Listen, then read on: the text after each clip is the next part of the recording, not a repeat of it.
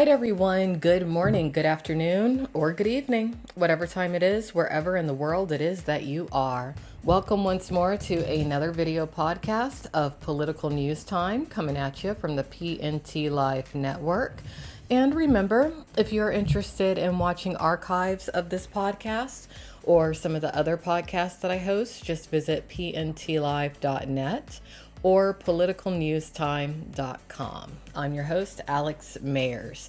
I hope all of you have had a wonderful week. I definitely did. I plan to have a very nice weekend as well. I am not sure if I'm going to do a podcast on Monday.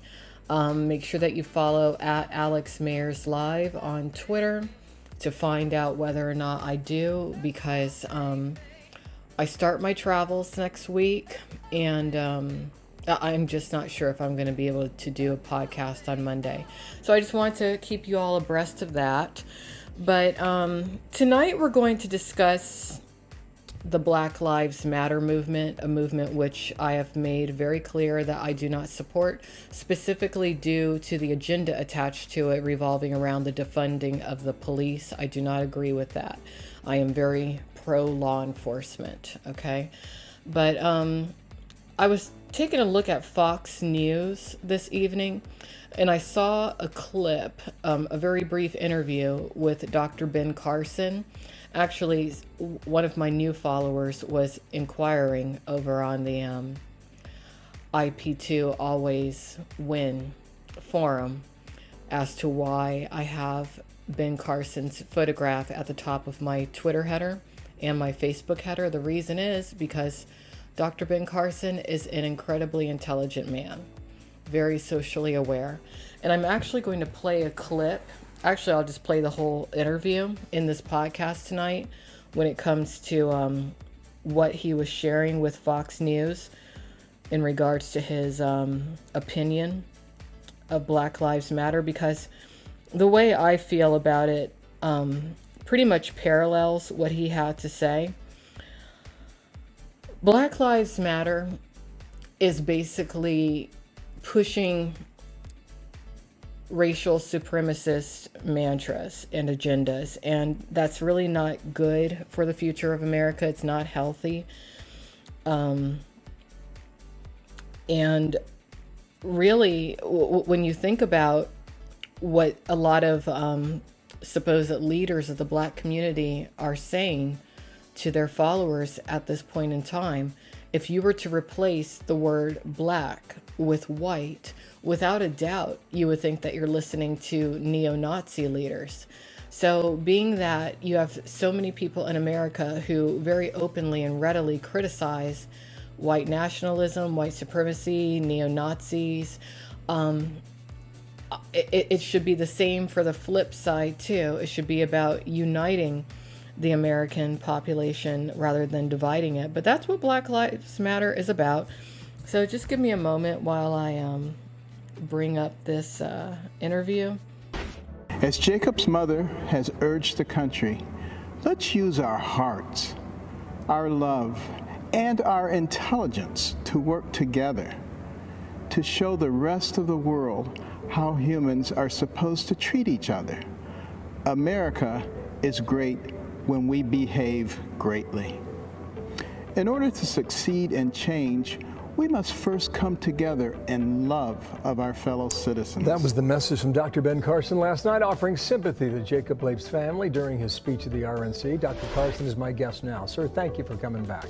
It's good to see you today. Thank you. I want to play something from last hour. This is Jacob Blake's sister at the March on Washington rally, and this was her message for the African American community. Black men, stand up!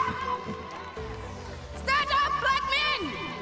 Educate yourself and protect the black family unit, period! What do you make of that comment about the black family unit and her appeal to black men?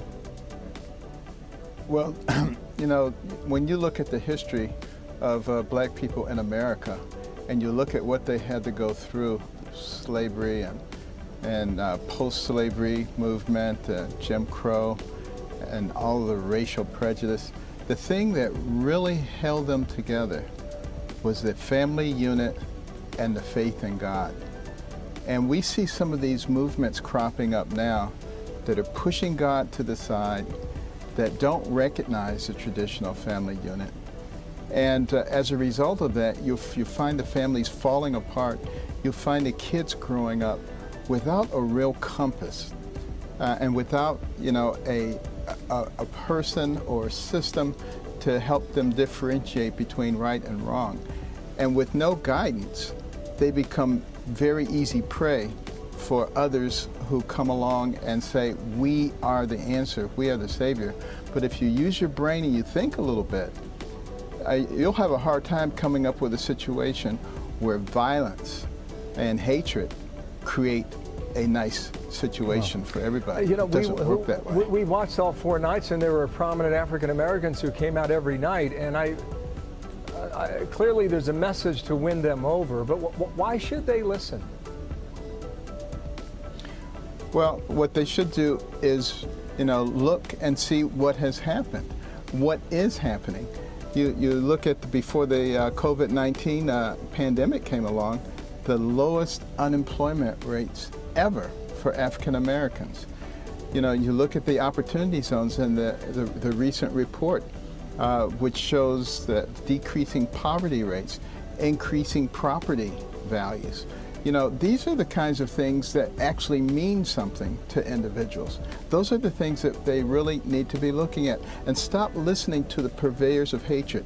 What we have are a bunch of people trying to convince others that they are victims, and then you also have a bunch of people being convinced that they should feel guilty. That's a horrible combination, victimhood and guilt, and it creates completely illogical things in our society. I mentioned this a moment ago, 57th anniversary of MLK's famous speech. Now in late August, we heard Tim Scott the other night say that America is not in the 1860s or the 1960s. It was a powerful comment. You can turn on the TV and you can see the angst in these American cities. What would MLK say about that today? Well, just remember, the greatest social change that ever occurred in this country, and maybe that ever occurred anywhere, was a result of non-violent protest and people really helping others to see what was going on in their society. And when America began to see the hatred of some of those people in the South who were beating people and turning water hoses on them and dogs, it began to change their hearts, began to change the hearts of those who had been indifferent. And that's what will happen with this too. What the violence is doing is actually creating, more concrete divisions, and people getting in their respective corners and they're hating each other even more. And again, if you look at the history of the world, those are the kinds of circumstances that create violent revolutions. And after those are completed, whoever the winner is tends to be extremely domineering, tyrannical. Is that what we want in America? I don't think so. People, wake up. Don't allow yourself to be manipulated.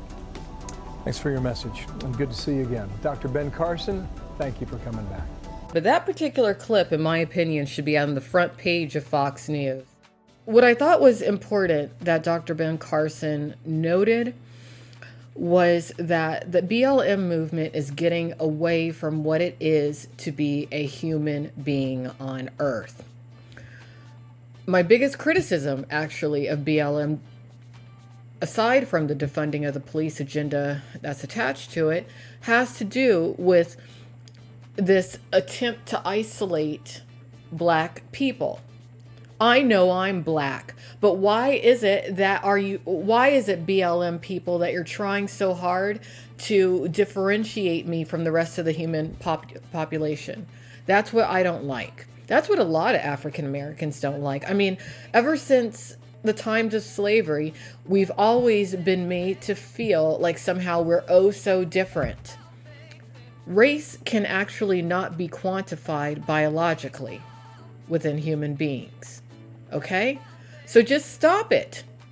I mean, this whole BLM thing, to me, I question, is BLM some sort of a in actuality a separatist movement? Because that's what it looks like. Who's really behind it? Because I don't think it is really African Americans behind BLM. I never have thought that. I just haven't. And again, Dr. Ben Carson was right when he was saying that the element of God, a higher power, is being taken out of a lot of these movements now. I don't care what your religion is. You do have to have some sort of a faith in something external to yourself. Otherwise, you're likely going to lose your mind. And that's my perspective. But it's true. I feel like this BLM movement and a lot of ethnocentric movements do attempt to replace the paternal figure with itself. And that's not going to work. The reality is that a large percentage of Black households do come up without a father figure. So being that you don't have a large group of father figures within that movement itself to guide the movement, it's not going to work out.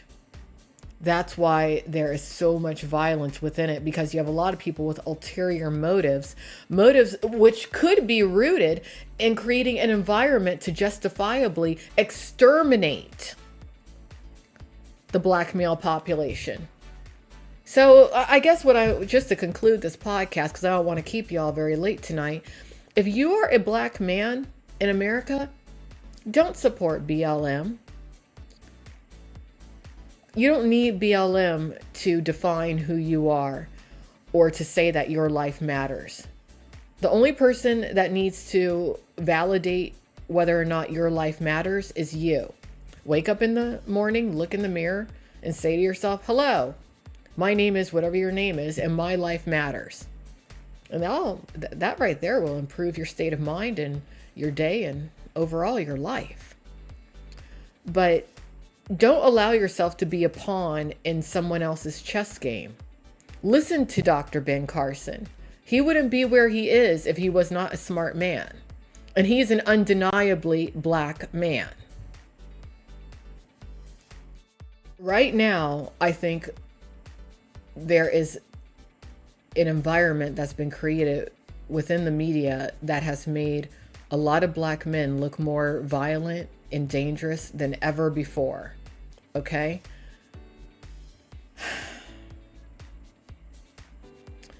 And if things shift in a certain direction, we're just not going to see a lot of Black men anymore. We're just not. So think about that, Black men. Do not attend those BLM movements. Do not support these fools, many of them who are not even Black, who are pushing this movement. Do not support the defund the police agenda. If anything, more Black men should look into creating a career for themselves within the arena of law enforcement within America. And if you're a Black man with kids, please be a part of your children's lives. Okay? Because that is where a lot of this problem stems from, and not just in the Black community. I think too many people are in jail. Too many people have been imprisoned for reasons that they shouldn't be imprisoned for. You have a lot of men of all ethnicities who have very strong personalities that our society as of current does seem to be seeking to remove from the population. If anything, I think that men of all ethnicities who may have gotten in trouble over the years, you really need to look into a lot of the points that Kim Kardashian has made when it comes to prison reform. There is a mass incarceration problem in the United States. Life plus 25 years of first-time nonviolent offender. Seeing something that I felt was not fair. Kim went to war for me. I just said, use me. I want to help her. I started to get letters hearing the circumstances of their lives. beginning at the age of 5. I was molested by my mom's husband. My mother murdered my father. The truth was much, much sadder. Sending a child to prison who had never had a chance. I went into this knowing nothing. And then my heart completely opened up. There are so many men and women in prison doing life without parole that should not be doing life at all. Everybody who's been locked up over 20 years. Could you stand up? People deserve a second chance. I hear it all the time, Mom, when you coming home? When is it going to be over? Because even when I look at this IRL IP2 ski mask Andy situation I've been covering, it really shouldn't even be. It's weird. It's really weird. The prison system is not something I've ever really looked at or looked into. I've never been in trouble with the law. I guess that's why. But I think that more of us do need to look at that, because I think that there's just way too many men who are taken out of the population. And when you have men taken out of the population, that leaves too many children without fathers to protect them and guide them. I mean, not everybody's perfect. And the thing about criminals is that the only criminals we know of are the ones who've gotten caught. So the ones who've gotten caught are not even the best criminals. The best criminals are still walking around free. Hell, that bitch Bobby Dillon, for example. Anyway, that's about it for tonight. Have a good one, everybody. Something to think about.